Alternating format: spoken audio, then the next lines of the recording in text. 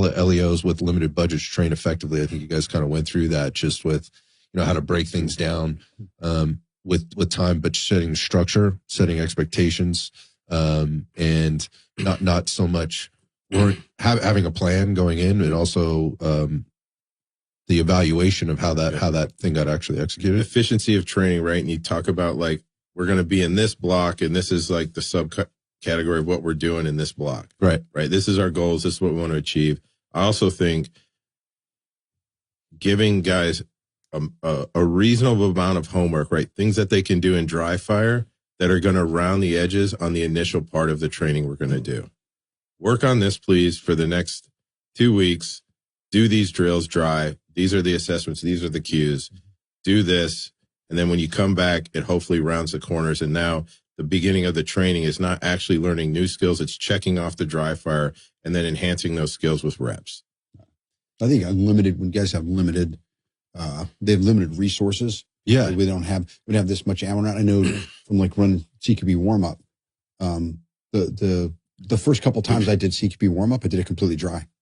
I didn't do a single bullet. I dry fired the whole thing. So I understood what the yard lines were and all that. I think stuff like that, they can get a ton of yardage out of, they can get a ton of work out of it, even at an institutional level. Come in and if they've got limited resources, come in and actually have a structured, dry fire sequence that you do. And then once you're done doing that, then you do it live, but you're maximizing the benefit of the live ammo. Yeah. So that's a really good. So this guy, Minuteman CZ, poses a question, says, you have 100, 200 rounds max per week for the pistol.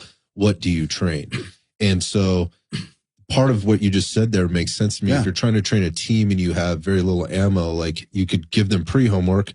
This is what we're going to do, right? We only have 100 or 200 rounds to do. So do this through your dry fire so that when you come out, you're at least prepared for that, right? And then we can measure, effectiveness or efficiency there.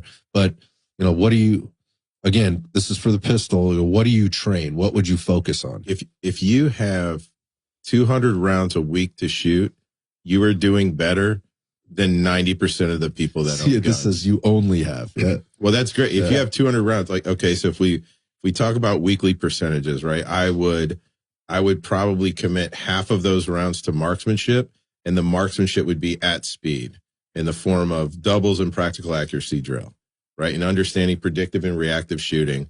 For me, that would represent 50% of the rounds. 20% of the rounds would be dedicated to movement, right? Moving and shooting, position entry, position exit, right? Moving aggressively, up range, down range, handling the gun the whole time. Love that. Right. And then with that movement thing and across the theme of any of the blocks, there's a gun handling element in there, right? I want to draw and reload as much as I can. Right. Okay. Yeah. So you're working that into those sections. Working that into it. It doesn't have to be high volume stuff. Right. So movement would be that. And then I would say, another 10% would be, that was 20%. Another 20% would be like kind of niche specific things that were to what I wanted to work on, right? If it's concealed carry, if it's defensive, if it's scenario based things like, hey, this is what I would see the application looks like, I would commit 20% of the rounds to that. And then I would commit 10% of the rounds to checking what I'm doing in dry fire, right? It would be like, want my bill drill time to get up. I've been checking it bill. Okay. I'm going to commit 40 rounds of that 200 rounds to the bill drill, to checking whatever I'm doing in dry fire.